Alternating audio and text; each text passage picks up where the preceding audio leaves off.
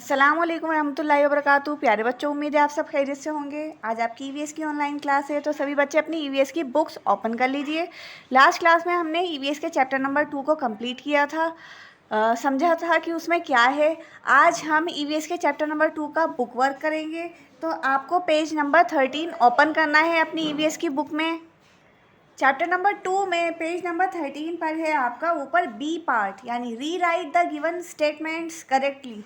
नीचे आपको कुछ स्टेटमेंट्स दी गई हैं, वो स्टेटमेंट्स इनकरेक्ट हैं, यानी सही नहीं है, गलत है, उसमें कुछ गलती है, आपको उन्हें री राइट करना है, यानी दोबारा से लिखना है। जैसे फर्स्ट देखते हैं, फर्स्ट है immediate family consist of persons other than parents and children, कि इमीडिएट फैमिली के अंदर पेरेंट्स और चिल्ड्रन के अलावा पर्सन्स होते हैं। तो ये स्टेटमेंट कैसी है? इनकरेक्ट है, इसको करेक्ट करना है। तो जब हम इसको करेक्ट करके लिखेंगे तो आंसर क्या लिखेंगे? यहाँ पर लिखेंगे immediate family consist of persons more than parents and children, क्योंकि इमीडिएट फैमिली में जो लोग होते हैं वो पेरेंट्स और चिल्ड्रन के अलावा भी होते हैं। तो पेरेंट्स और चिल्ड्रन के अलावा और कौन कौन होते हैं? दादा दादी भी होते हैं। नेक्स्ट है second, nowadays in families only the man take all the decisions. ये स्टेटमेंट भी इनकरेक्ट है। इसमें लिखा है कि आजकल फैमिली में जो डिसीजन लेते हैं वो सिर्फ मैन लेते हैं, यानी जो आदमी होते हैं घर में सिर्फ वो लेते हैं। तो जब हम इस स्टेटमेंट को करेक्ट करेंगे तो लिखेंगे अर्लियर, पहले, अब नहीं, पहले होता था ऐसे कि earlier in some families only the man took all the decisions. पहले टाइम में ऐसा होता था कि फैमिलीज़ में जो मैन होते थे हर तरीके के डिसीजन सिर्फ वही लेते थे। आज के टाइम में तो सब कलेक्टिवली डिसीजंस लेते हैं, यानी कई सारे फैमिली मेम्बर्स एक साथ बैठते हैं, बातचीत करते हैं, अपने मशवरा देते हैं, अपनी जो भी उनके ओपिनियंस होते हैं उनको शेयर करते हैं और फिर डिसीजंस लेते हैं सब मिलकर। नेक्स्ट है third, A home is the foundation of human values. जो घर होता है वो ह्यूमन वैल्यूज़ का फाउंडेशन होता है। ये स्टेटमेंट भी इनकरेक्ट है। तो जब इसको करेक्ट करके लिखेंगे तो आंसर क्या आएगा? ए family is the foundation of human values.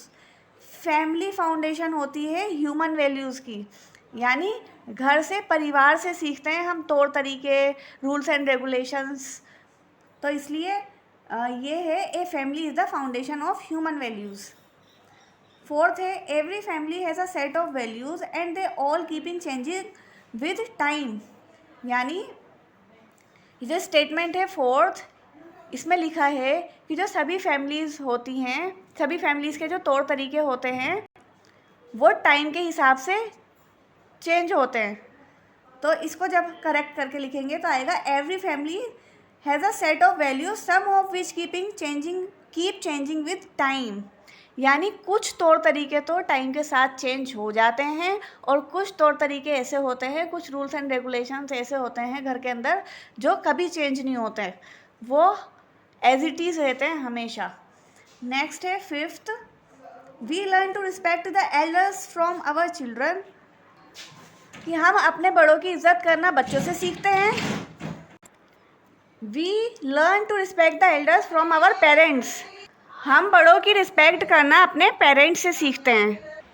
Next है sixth, family practices and values are not passed on to other family members, यानी जो भी फैमिली प्रैक्टिसेस करती हैं या जो भी वो आपको सिखाती हैं, बताती हैं तौर तरीके, तो वो दूसरे फैमिली मेम्बर्स पर पास आउट नहीं होते। तो ये स्टेटमेंट भी इनकरेक्ट है, क्योंकि जो भी हम अपनी फैमिली से सीखते हैं वो हम अपने छोटों को सिखाते हैं और फिर जब वो छोटे हमारे बड़े होंगे वो अपने छोटों को सिखाएंगे। तो इसलिए क्या आएगा यहाँ पर लिखेंगे family practices and values are passed on to other family members. ये सिलसिला इसी तरीके से चलता रहेगा, हम अपने बड़ों से सीखेंगे और फिर अपने छोटों को सिखाएंगे और फिर जब वो छोटे बड़े हो जाएंगे तो फिर वो अपने छोटों को सिखाएंगे हर अच्छी बात, अपने घर के तौर तरीके। अब है next question, next part C, write down the names of your relatives. आपको अपने रिलेटिव्स के नेम लिखने हैं। Do not forget to write your name at the bottom, और यहाँ नीचे बॉटम में आपको अपना भी नाम लिखना है। ये देखिए यहाँ बीच में पार्टीशन है। वन साइड में आपके मैटरनल रिलेटिव्स हैं एंड सेकंड साइड में आपके पैटर्नल रिलेटिव्स हैं। यानी मैटरनल में आएंगे आपके नाना नानी और पैटर्नल में आएंगे आपके दादा दादी। तो यहाँ नीचे आपको इनके नेम लिखने हैं। आपको अपने दादा का नाम लिखना है। सभी बच्चे ये काम खुद से करेंगे। आपको यहाँ अपने दादा का नाम यहाँ अपनी नाना का नाम लिखना है और यहाँ नानी का लिखना है। फिर उसके बाद यहाँ इस साइड में अपने दादा का लिखना है और इधर दादी का लिखना है नाम। फिर उसके नीचे यहाँ ये आपकी मदर दी गई हैं और वन साइड पर आपके फादर दिए गए हैं। तो आपको अपनी मदर का नाम लिखना है और मदर के आपकी मम्मी के जितने भी बहन भाई हैं उनमें से 2 के नाम आपको यहाँ पर लिखने हैं। यानी अपने मामू या खाला के किसी के भी नाम आप लिख सकते हैं और आपको उनकी फ़ोटो भी पेस्ट करनी है यहाँ ऊपर अगर आपके पास है तो। उसके अलावा यहाँ आपको अपने फादर का नेम लिखना है, यानी अपने पापा का नाम लिखना है और अपने पापा के बहन भाइयों का नाम लिखना है। यानी किसी भी 2 बहनों का या भाइयों का या एक बहन एक भाई का नाम आपको यहाँ पर लिखना है और उनकी फ़ोटो भी पेस्ट करनी है अगर है आपके पास। उसके बाद यहाँ नीचे जहाँ लिखा हुआ है यू, यहाँ आपको अपना नाम लिखना है और यहाँ 2 साइड है, लेफ़्ट और राइट में आपको अपने बहन भाइयों के नाम लिखने हैं। अगर आपकी 2 बहनें हैं तो आप दोनों बहनों का नाम लिख दीजिएगा और अगर भाई हैं तो भाइयों के नेम लिख दीजिएगा। इस तरीके से आपको ये पूरी टेबल फिल करनी है और जब आपकी ये टेबल आप फिल कर लेंगे उसके बाद इसकी फ़ोटो लेनी है और मुझे सेंड करनी है। और इसी के साथ आपका ईवीएस का चैप्टर नंबर 2 का बुक वर्क यहाँ कंप्लीट हो जाएगा। सभी बच्चों को ये काम करना है और मुझे फिर फ़ोटो सेंड करनी है। सारी इन्फॉर्मेशन आपको अपनी फैमिली के बारे में अपनी फैमिली के बारे में ही करनी है। ऐसा नहीं है कि आप किसी दूसरे बच्चे का देखकर उतार लें या लिख लें।